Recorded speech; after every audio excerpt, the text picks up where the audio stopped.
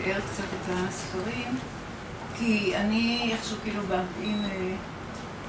עם איזושהי הבנה שמי שנמצא כאן קרא את הספרים, כאן קלטתי שזה לא מובן מאליו, אבל אני נכנסת כאילו ישר לתוך העניינים, ואני אדבר דווקא יותר על ספרא, זה גם טוב. יש כל כך הרבה מה לדבר על הספרים האלה, דברים שיגאל הזכיר, זה סיפור שלם בפני עצמו, אז אני החלטתי להתרכז ככה, לעשות את זה בקטן, ולקחתי את הנושא של המילים, ספרות, שייכות, וקצת על חיות. אני מאוד אוהבת את המקום של החיות ביצירה הזאת וביצירות אחרות, וזה מתקשר לכל הדברים שאני מדברת עליהם, אבל כדי לעשות את זה יותר קומפקטי, לא הזכרתי את זה. ואני גם אקריא ברשותכם.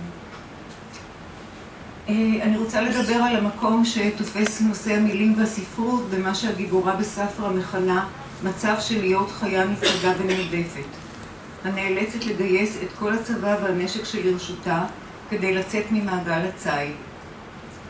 אני מצטטת. כל עולם שלא מקבל אותה, או שהיא אינה יודעת איך להתקבל לתוכו, כשהוא כבר בועט אותה פנימה, היא בזירות קרב. זהו מאבק בודד ונחוש ללא תמיכה, שמופעל על ידי תשוקה לשייכות, כנגד הזרות והגלישות העקרונית של הקיום ביצירות. הנשק העיקרי במאבק הוא צבא המילים, והניסיון למצוא בכתיבה אחיזה ושייכות. אני אתייחס בעיקר לספרא. ספרא היא במידה רבה יצירה מטה-פואטית. אפשר להבין ממנה הרבה גם על העשייה הספרותית וגם על הספירה הנפשית שלה כסופרת, של הגיבורה ולאה כסופרת. אני מגיעה למילים מאוד...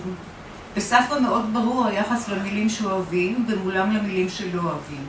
המילים שאוהבים אלה הן המילים הפרטיות, האישיות, מקום של חופש ומשחקיות. ציטוט, להריץ מילים נרדפות מטעם עצמן, חרוזים בלתי אפשריים או ביטויים אבודים בראשה. המילים הם דבר חי וממשי, פיזי ובעל ממדים חושיים ממש. אפשר למשש ולטעום אותם, אילו יכלה הייתה מלקקת את המילים מן הדף. הן יוצרות עולם שלם גם בצורתן הכתובה וגם בצלילן. נפלא בעיניי מה שלאה עושה עם היבטים יבשים של הלשון, כמו מילות היחס בשיעורי האנגלית. היא מחיה את המילה יחס, מילות יחס, יחס למשמעות של חיבור, קשר ומשפחה. וכמו בספיח, היא מחיה את הצורה הכתובה של האותיות. למשל, ה-H באנגלית נראית לה כמו בית שעומד על שתי רגליים, והבית בעברית, בכתב, היא חסידה בלי מקור. אבל בדפוס, כשהופכים אותה, היא הופכת לחדר, חדר קטן מעין מחסה. ואכן, המילים הן גם צבא וגם מחסה. במלחמה להיחלץ מהעליבות והאכזריות שבמשפחה, משפחה שהיא היפוכם של מחסה והגנה.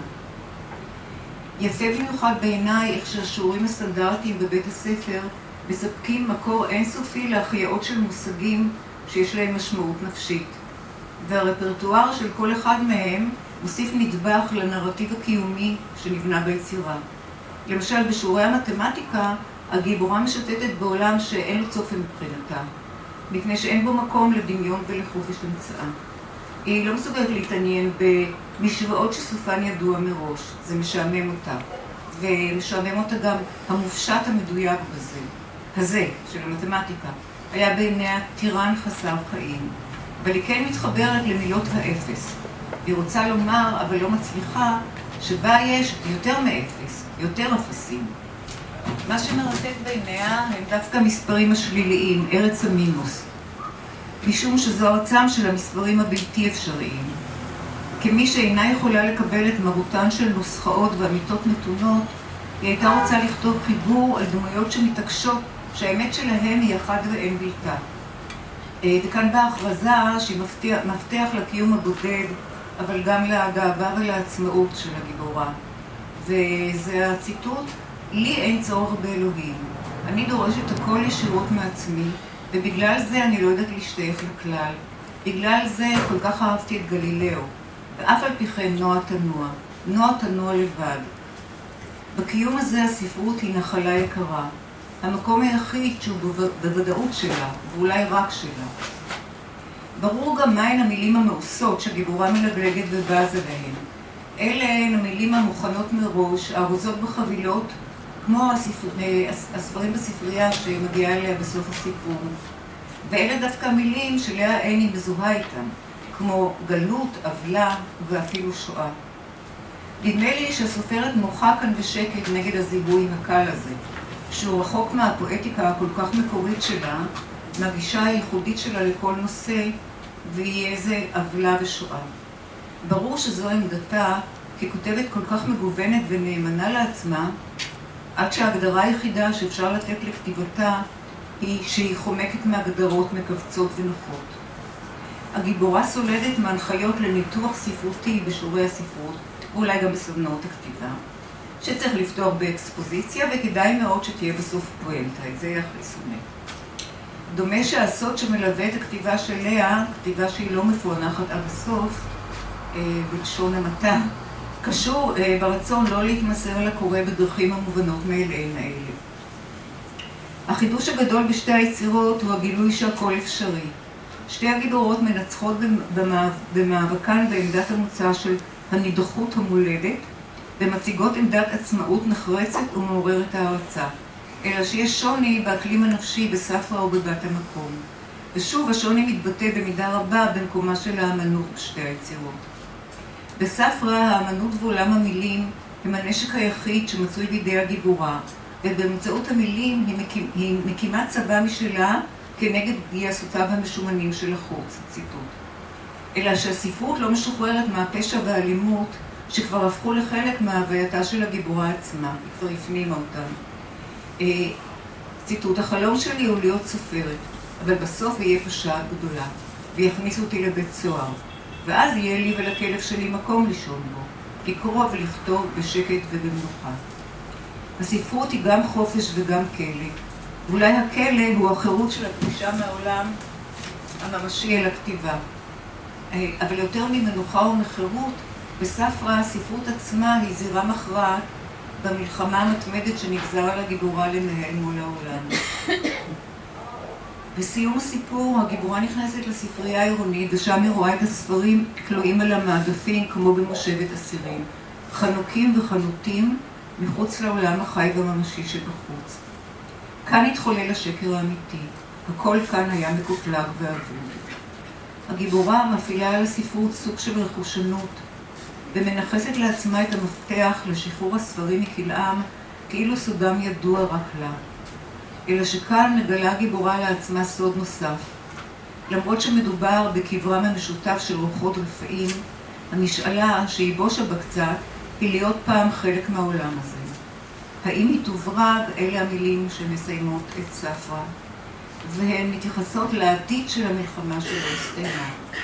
ואני כמובן יכולה, אני חושבת שהמלחמה הסתיימה, או לפחות עומדת להסתיים. אני יודעת שאני לא מרגישה ככה. אני יודעת. זה דבר שמפנימים אותו ואי אפשר להשתחרר ממנו. גם כשהמציאות משתנה, או כך. וכאן טמון ההבדל העקרוני במעמד האמנות בספרא ובבת המקום. סמוקי מלחימה משיירים של חומרים מתפוררים במזבלה, דמויות של כלבי ים, שאין יצירת האמנות הייחודית שלה. גם כאן זהו צבא, אבל צבא כלבי הים אינו נשק שיש להתבצר מאחוריו, אלא ביטוי ספונטני ולא מאומץ לדמיון ולהשראה.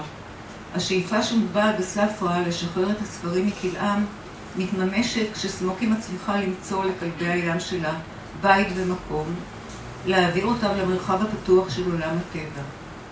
אם בספרא הגיבורה רואה את עצמה כחיה ניצודה, וגם במרחב הספרותי היא נאלצת להילחם על נפשה, סמוקי, נטולת המודעות העצמית והשאיפות האמנותיות, מוצאת לחיות שלה מקום מוגן.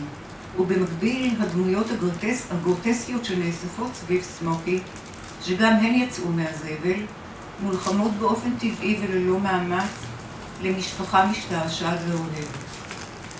מה שנמנע בספרא, או מושג במאמץ אדיר, מוענק בבת המקום כמתנה לא צפויה. לכן זה אחד הספרים המרגשים ביותר שלאה כתבה, שבו היא שרה במלוא הגרון לא רק את הכאב והאכזריות, אלא גם הללויה של תודה.